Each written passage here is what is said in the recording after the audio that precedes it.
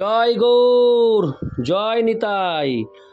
আজ 10ই পৌষ 1431 ও 26শে ডিসেম্বর 2024 বৃহস্পতিবার, একাদশী সফলা। এই সফলা একাদশীর দিনে আমি শ্রী চৈতন্য চরিতামৃত পাঠ করছি। আজ আমি পাঠ করছি শ্রী চৈতন্য চরিতামৃতের আদি লীলা ত্রয়োদশ পরিচ্ছেদ, শ্রী চৈতন্য মহাপ্রভুর জন্ম লীলার শ্লোক 7 থেকে 29। অডিওর শুরুতে আমার সকল ভক্তিমতী মা ও ভক্তবৃন্দের শ্রীচরণে নিবেদন করে বলছি যে আমার এই অমৃত গ্রন্থ চ্যানেলের শুরুতে গীতা পাঠ আপলোড আছে। আপনারা অমৃত গ্রন্থ চ্যানেলের প্রথমে গিয়ে গীতা পাঠ শ্রবণ করবেন। আর আরেকটি নিবেদন আপনাদের শ্রীচরণে, আপনারা যারা আমার এই চৈতন্য চরিতামৃত পাঠ শ্রবণ করছেন তারা কৃপাপূর্বক একটি কমেন্টস করবেন। প্রতিটি কর্মের পেছনে একটি আনন্দ লুকিয়ে থাকে। আপনারা কমেন্টস করলে আমি সেই অমৃত আনন্দ লাভ করি। তাই যারা এই পাঠ কৃপাপূর্বক শ্রবণ করছেন তারা অবশ্যই কৃপাপূর্বক একটি কমেন্টস করে আমাকে উৎসাহিত করবেন। আর পরিশেষে অমৃত গ্রন্থ চ্যানেলটিকে সাবস্ক্রাইব করে আমার পাশে থেকে আমাকে উৎসাহ ও আশীর্বাদ প্রদান করবেন। ওং নমো ভগবতে বাসুদেবায়। ওং নমো ভগবতে বাসুদেবায়। ওং নমো ভগবতে বাসুদেবায়। শ্লোক 7। প্রথমে সূত্ররূপে করিয়ে গণন, পাছে তাহা বিস্তারি করিব বিবরণ। শ্লোকার্থ। প্রথমে আমি সূত্রের আকারে শ্রী চৈতন্য মহাপ্রভুর লীলাসমূহ বর্ণনা করব, তারপর আমি সেগুলি বিস্তারিতভাবে বর্ণনা করব। ইতি শ্লোক 7। শ্লোক 8। শ্রীকৃষ্ণ চৈতন্য নবদ্বীপে অবতরী, 48 বৎসর প্রকট বিহরি। শ্লোকার্থ। শ্রী চৈতন্য মহাপ্রভু নবদ্বীপে অবতরণ করেন এবং 48 বছর প্রকট থেকে তার লীলাবিলাস সাঙ্গ করেন। ইতি শ্লোক 8। শ্লোক 9। 1407 শকে জন্মের প্রমাণ, 1455 হইল অন্তর্ধান। শ্লোকার্থ। 1407 শকাব্দে শ্রী চৈতন্য মহাপ্রভু আবির্ভূত হন এবং 1455 শকাব্দে তিনি এই জগৎ থেকে অপ্রকট হন। ইতি শ্লোক 9। শ্লোক 10। 24 বৎসর প্রভু কইল গৃহবাস, নিরন্তর কইল কৃষ্ণ কীর্তন বিলাস। শ্লোকার্থ। শ্রী চৈতন্য মহাপ্রভু গৃহস্থ আশ্রম অবলম্বন করে 24 বছর ছিলেন, তখন তিনি নিরন্তর কৃষ্ণ নাম কীর্তন বিলাস করেন। ইতি শ্লোক 10। শ্লোক 11। 24 বৎসর শেষে করিয়া সন্ন্যাস, আর 24 বৎসর কইল নীলাচলে বাস। শ্লোকার্থ। 24 বছরের শেষে তিনি সন্ন্যাস গ্রহণ করেন এবং আর 24 বছর তিনি জগন্নাথপুরীতে বাস করেন। ইতি শ্লোক 11। শ্লোক 12। তার মধ্যে 6 বৎসর গমনাগমন, কভু দক্ষিণ কভু গৌড় কভু বৃন্দাবন। শ্লোকার্থ। শেষ 24 বছরের প্রথম 6 বছর তিনি কখনো দক্ষিণ ভারতে, কখনো বঙ্গে, কখনো বৃন্দাবনে নিরন্তর ভ্রমণ করেন। ইতি শ্লোক 12। শ্লোক 13। 18 বৎসর রহিলা নীলাচলে, কৃষ্ণ প্রেম নামামৃতে ভাসালো সকলে। শ্লোকার্থ। বাকি 18 বছর তিনি জগন্নাথপুরীতে বাস করেন। অমৃতময় হরে কৃষ্ণ মহামন্ত্র কীর্তন করে তিনি কৃষ্ণ প্রেমে সকলকে ভাসিয়েছেন। ইতি শ্লোক 13। শ্লোক 14। গারস্থে প্রভুর লীলা আদি লীলা আখ্যান। মধ্য অন্ত লীলা শেষ লীলার দুই নাম। শ্লোকার্থ: তার গারস্থ লীলা আদি লীলা নামে খ্যাত, তার শেষ লীলা মধ্যলীলা ও অন্তলীলা নামে পরিচিত।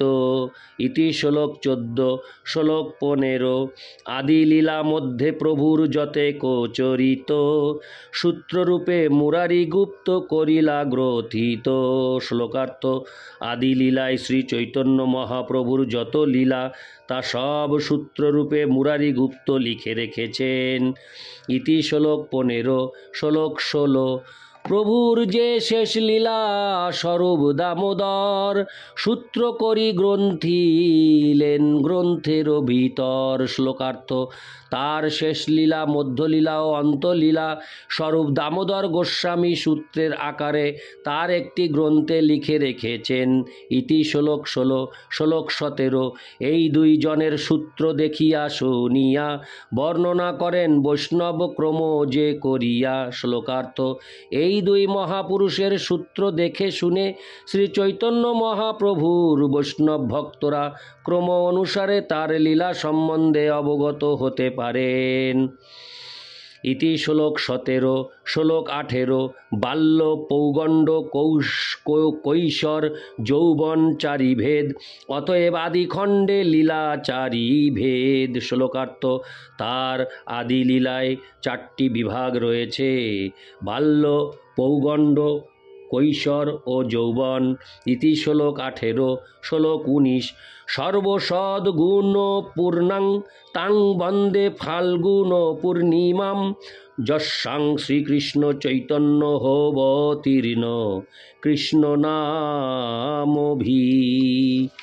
অনুবাদ: আমি ফাল্গুনী পূর্ণিমার সন্ধ্যাকে বন্দনা করি, যে সর্বসুলক্ষণযুক্ত শুভক্ষণে কৃষ্ণ নাম সহ শ্রী চৈতন্য মহাপ্রভু অবতীর্ণ হয়েছেন। ইতি শ্লোক 19। শ্লোক 20। ফাল্গুনী পূর্ণিমা সন্ধ্যায় প্রভুর জন্মোদয়, সেই কালে দৈবযোগে চন্দ্রগ্রহণ হয়। শ্লোকার্থ: ফাল্গুনী পূর্ণিমার সন্ধ্যায় যখন শ্রী চৈতন্য মহাপ্রভুর জন্ম হয় তখন দৈবযোগে চন্দ্রগ্রহণ হয়। ইতি শ্লোক 20। শ্লোক 21। হরি হরি বলে লোক হরষিত হঞ্চা, জন্মিলা চৈতন্য প্রভু নাম জন্মাইয়া। শ্লোকার্থ: অত্যন্ত আনন্দিত হয়ে সকলে ভগবানের দিব্য নাম হরি হরি উচ্চারণ করতে থাকে এবং এভাবেই প্রথমে তার নাম অবতরণ করিয়ে শ্রী চৈতন্য মহাপ্রভু অবতীর্ণ হলেন। ইতি শ্লোক 21। শ্লোক 22।